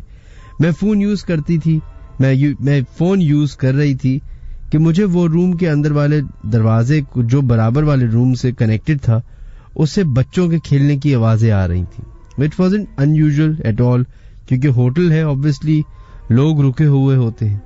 बट बच्चे खेलते हुए हमारे कनेक्टेड रूम के डोर को जो 1-2 दफा नॉक करने लगे और डोर नॉब मूव करने लगे। मुझे ड्यू टू प्राइवेसी इशू अजीब लगा और डर भी लग रहा था, क्योंकि एक अलग जगह थी। मैंने हस्बैंड को उठाया और बोला कि ऐसी आवाज आ रही है और जो दरवाजे का नॉब है वो हिल रहा है, तो मुझे डर लग रहा है और अजीब सा भी लग रहा है। आप बोलो मैनेजमेंट को प्लीज कुछ। हस्बैंड ने भी आवाज सुनी बच्चों की और डोर नॉब मूव होते हुए देखा, तो हस्बैंड ने रिसेप्शन पे कॉल की कि ऐसी बात है, आप प्लीज बराबर वाले रूम वालों को बोलें कि वो थोड़ा ख्याल करें। दे सेड जी ठीक है, हम बात करते हैं। वो ऊपर आए, बराबर वाले रूम नॉक किया। हमें आवाज आ रही थी कि स्टाफ का एक बंदा आए थे, कि 2 बंदे आए थे। बस कुछ बात की उन्होंने और फिर वो हमारे रूम पे आए, हस्बैंड से बात की कि बराबर वाले तो बोल रहे हैं कि हमने तो कोई शोर नहीं किया एंड वी वर स्लीपिंग। खैर बस फिर हमने स्टाफ को बोला कि आप हमें हमारा रूम चेंज करवा दें, हम यहाँ कंफर्टेबल फील नहीं कर रहे। तो उन्होंने हमें दूसरा रूम दे दिया जो कि वो बच्चों वाली फैमिली के बराबर वाला था, बट उसमें कोई कनेक्टेड डोर नहीं था। हम आराम से वहां सेट हुए और सो गए। दूसरी सुबह मैं और हस्बैंड रूम से निकलते ही बैल्कनी थी, रूम से निकलते ही एक बैल्कनी थी, वहां खड़े थे कि वो रूम से एक कपल बाहर आया, very young husband and wife. वो बाहर आए, they were ready to check out because उनके पास उनके लगेज साथ था। वो लोग रूम से बाहर आए, रिसेप्शन पे थोड़ी देर बात की और अपने ड्राइवर के साथ गाड़ी में बैठकर चले गए। एंड वी बोथ नोटिस्ड कि उनके साथ कोई बच्चे नहीं थे जिनकी आवाज रात भर आती रही हमें। अल्लाह जाने हमने कुछ मिस किया या नहीं किया, क्या बात थी, बट काफी डर गए थे बाद में सोचकर। बहुत बहुत शुक्रिया आपका, थैंक यू। नाम लेने से आपने मना किया तो नाम आपका नहीं शामिल करते, लेकिन बहुत बहुत शुक्रिया। बिल्कुल ये इस तरह के वाकयात इस तरह के इलाकों में बहुत कॉमनली होते हैं और ये सिर्फ हमारे अप नॉर्थ एरियाज में नहीं होते। ये आप इंग्लैंड चले जाएं, आप लंदन चले जाएं, आप यूरोप के किसी पुराने शहर चले जाएं, वहां पे मकामी लोगों से वाकयात पूछें, आपको ऐसे ऐसे वाकयात बताएंगे, आप कहेंगे कि हैं, पाकिस्तान में भी ऐसे नहीं होते। खैर जनाब, हमारे प्रोग्राम को खत्म होने में 5-6 मिनट बाकी हैं। कोशिश करते हैं कि आप लोगों की एक कॉल तो हम रिसीव कर लें और अगर हो सका टाइम बचा तो हम आपकी एक ईमेल भी शामिल कर लेंगे। अगर आप ईमेल करना चाहते हैं तो जल्दी से कर दीजिए। देखते हैं लाइन पे कौन है मौजूद। हेलो, वालेकुम अस्सलाम जनाब, कौन है हमारे से लाइन पे मौजूद? जी मैं हैदर बात कर रहा हूँ कराची से। हैदर कैसे हैं आप? जी शुक्र अल्हम्दुलिल्लाह, आप कैसे हैं? मैं ठीक ठाक। हैदर आप क्या करते हैं? जी मैं ओ लेवल्स में हूँ अभी। ओ लेवल्स में? जी चलिए जबरदस्त, बेस्ट ऑफ लक।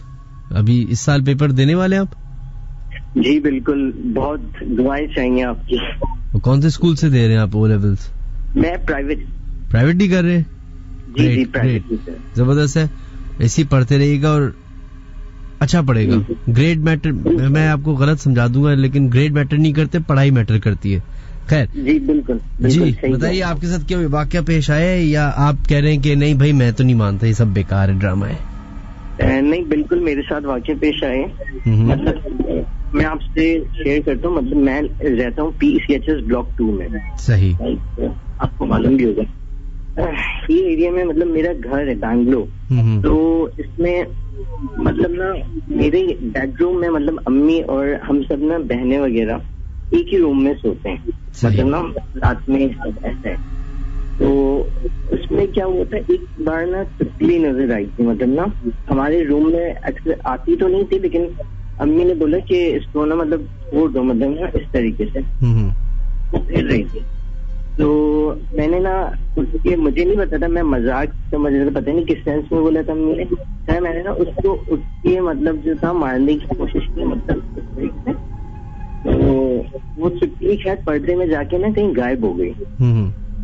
तो मैं जो था, मैं जमीन पे सो रहा था उस साइड पे ना बैठ के, अम्मी बेड पे सो रही थी, बहनें वगैरह, और मैं जमीन के साइड पे सो रहा था। सही। अब नहीं पता, रात के तकरीबन 4 बजे मेरी आंख मतलब ऐसा फील हो ना चुटकी है मेरे ऊपर ना, और इस तरीके से मैंने उस वो जगह ना मूवमेंट हो रही थी, मैंने ना उसको पकड़ लिया एकदम से ना, तो कोई मुझे ना चुटकी जैसा फील हो रहा था। तो कोई ऐसी चीज जो मुझे ना मतलब साथ पूछ रही थी कुछ ना, मेरी आंखें मेरे बराबर में ना मेरी बहन की आंख खुली हुई थी। तो आधी रात में मैं इतनी जोर से चिल्लाया, मतलब 4 बजे, तो मुझे देख के मेरी बहन जो थी वो बहुत जोर से चिल्लाई और उसकी वजह से ना अम्मी उठ गई, भाई भी उठ गए, वो ना जो कमरे में सो रहे थे। सही। तो बहुत जोर से कोई चीज थी वो ले जा रही थी अपने साथ में घसीट के, तो इस वजह से फिर एकदम से सबने लाइट खोली, भाई ने और अम्मी मतलब मेरी बहन से लाई थी, तो अम्मी ने जल्दी से उसको लपेट लिया था अपने पास ना कि बेटा क्या हुआ क्या हुआ। तो बाद में फिर पता चला कि इनके साथ नहीं मेरे साथ हुआ था ये ना। तो ये वाकया था, मतलब उसके बाद फिर हमने घर में कुरान कहानी वगैरह करवाई और इस तरीके से ना ये चीज हुई। चले, बहुत बहुत शुक्रिया आपका, ख्याल रखिएगा अपना, अल्लाह हाफिज। अल्लाह हाफिज।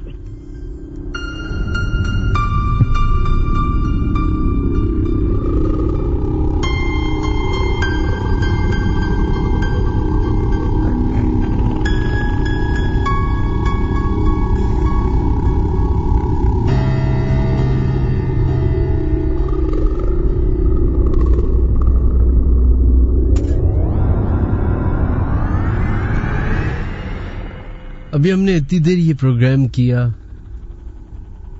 मुख्तलिफ कॉलर्स ने अपने साथ हुए वाकयात आप लोगों के साथ शेयर किए। कुछ वाकयात मैंने जो हमें पता है दुनिया के वाकयात हैं वो आपसे शेयर किए। कुछ लोगों ने ईमेल्स पे हमें किए। बहुत सारे मैसेजेस ऐसा है कि मिनाज ये तो सब फनी बातें हैं, ये अब होती नहीं है, इस तरह के मैसेजेस भी आते हैं, which is fine, I love it.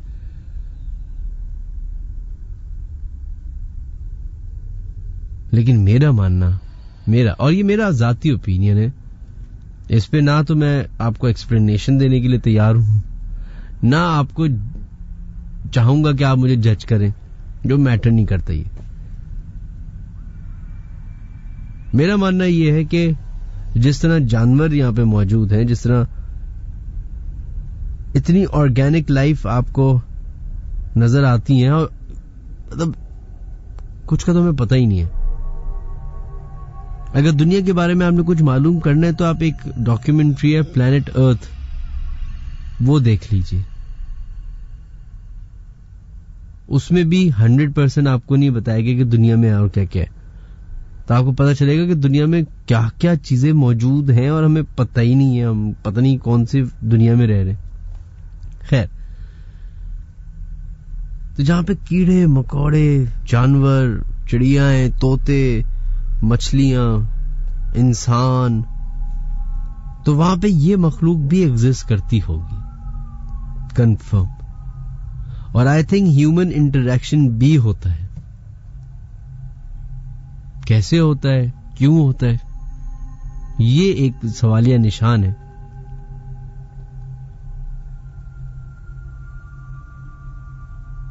अब जैसे अचानक से रात के अंधेरे में, खामोशी में, जहां अभी आप बैठे हुए हमारा प्रोग्राम सुन रहे हैं, हो सकता है कि आप कमरे में हो सकता है कि आप अपने दफ्तर में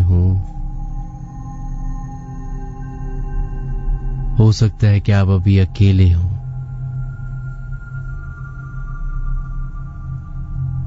लेकिन मुझे लगता है कि शायद ये आपका वहम है कि आप अकेले हैं। कोई और भी उस जगह पे मौजूद है जिसको आप तो देख नहीं सकते, पर शायद वो आपको देख सकते हैं।